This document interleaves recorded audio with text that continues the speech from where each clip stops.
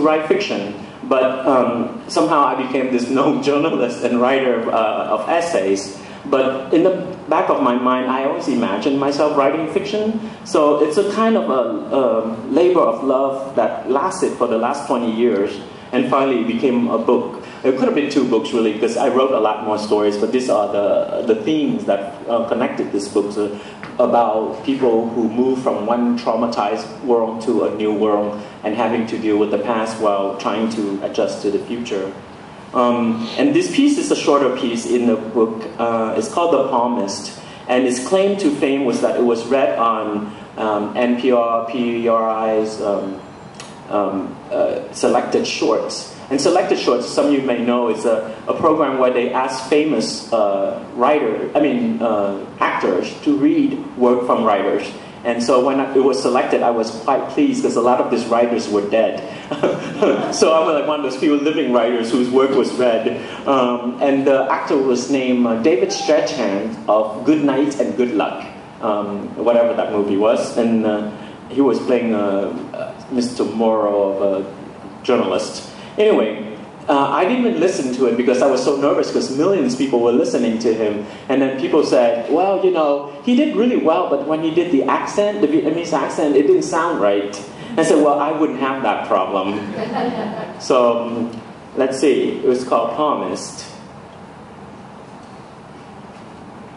The palmist closed up shop early because of the pain. He felt as if he was being roasted slowly inside out. By noon, he could no longer focus on his customers' palms. Their life and love lines had all failed to point to any significant future but blurred and streaked instead into rivers and streams of his memories. Outside, the weather had turned. Dark clouds hung low and the wind was heavy with moisture.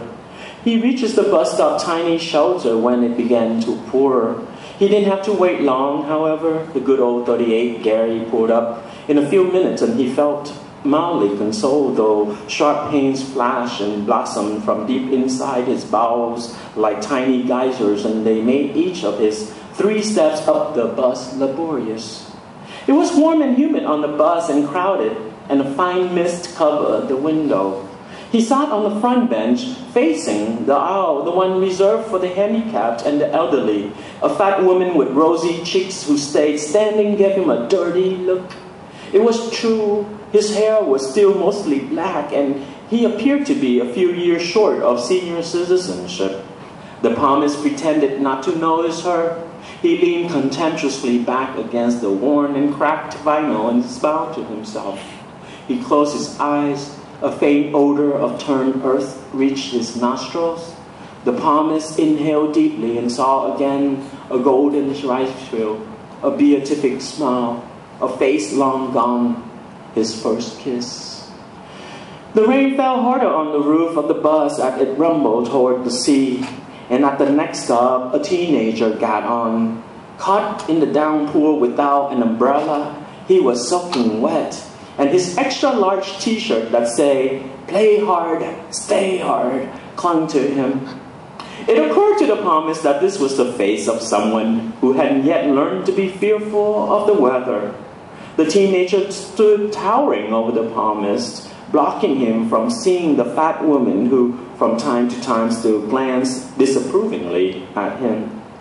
So young, the palmist thought, the age of my youngest son, maybe, had he lived. The palmist tried to conjure his son's face in his mind, but could not. It had been some years since the little boy drowned in the South China Sea, along with his 2 older sisters and their mother. The palmist had escaped on a different boat, a smaller one that left a day after his family's boat, and as a result reached America alone. Alone, thought the palmist and sighed. Alone. It was then that his gaze fell upon the teenager's hand. He saw something there. He leaned forward and did something he never did on the 38 Gary.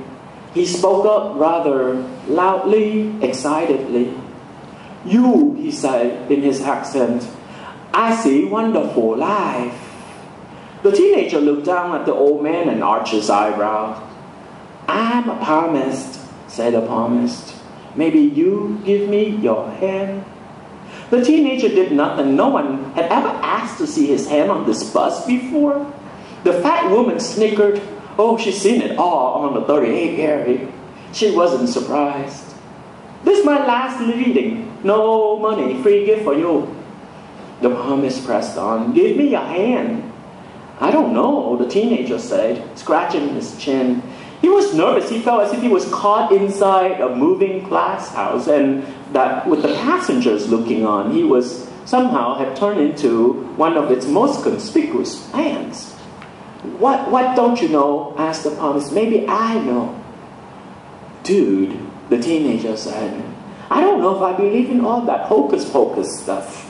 And though he didn't say it, he didn't know whether he wanted to be touched by the old man who had wrinkled, bony hands and a nauseating tobacco breath. To stall, the teenager said, I have a question though. Can you read your own future? Can you tell when you're gonna die and stuff? Then he thought about it.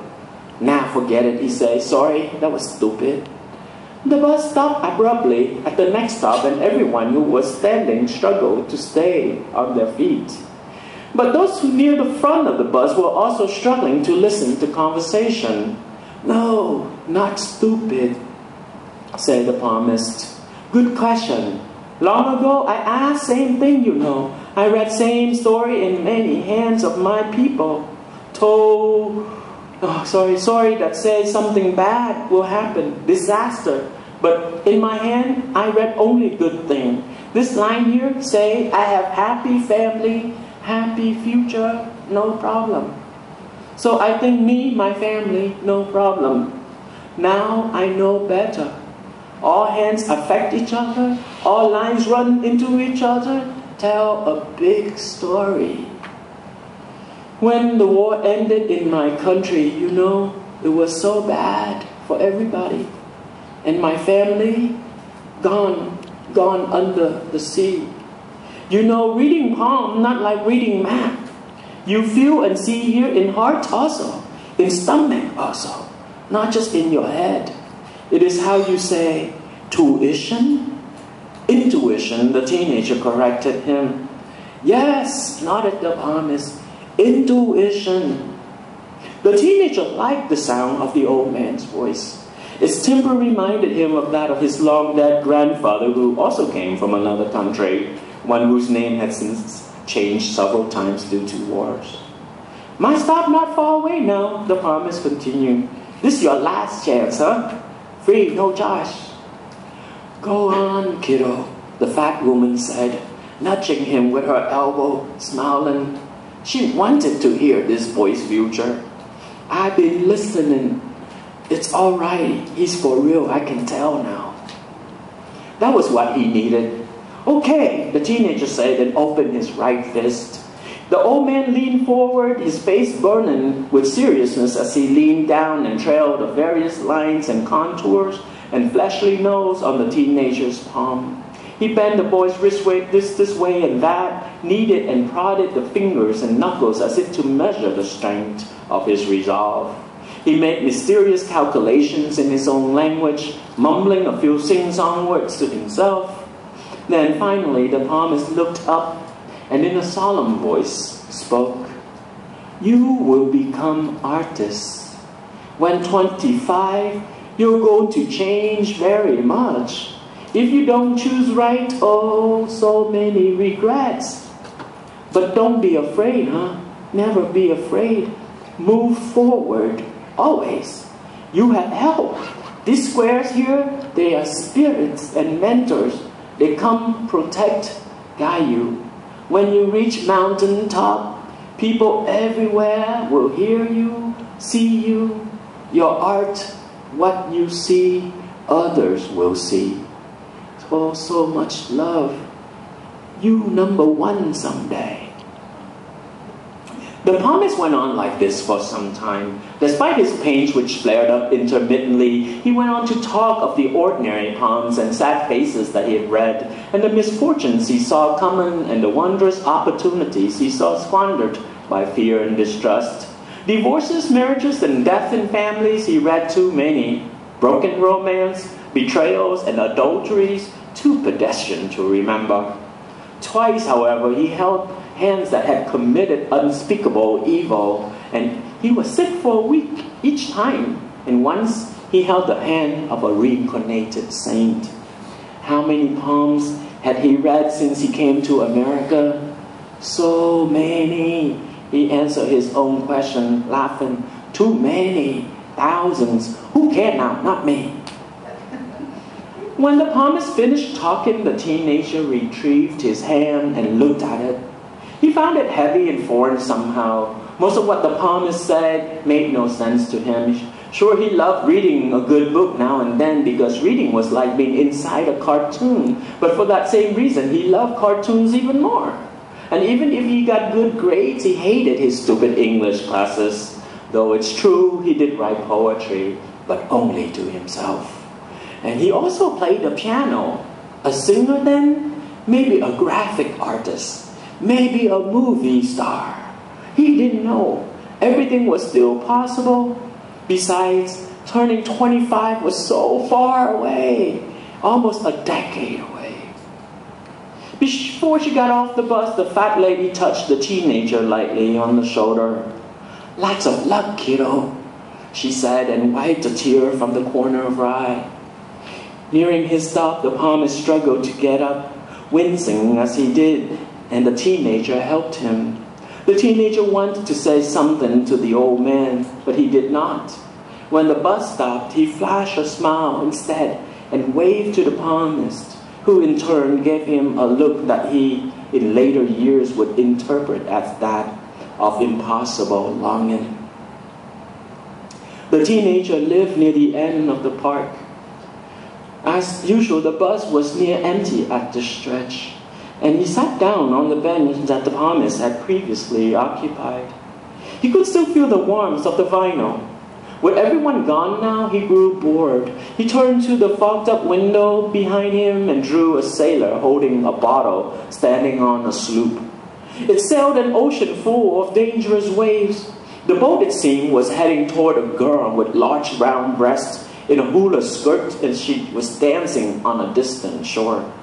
Behind her, he drew tall mountains and swaying palm trees.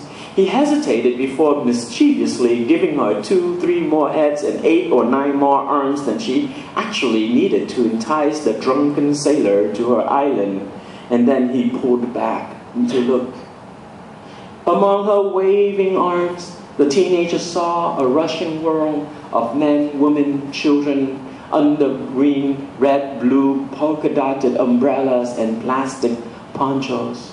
He watched until the people and storefront windows streaked into green. Pine trees, fern growth, placid lakes, and well-tended grass meadows.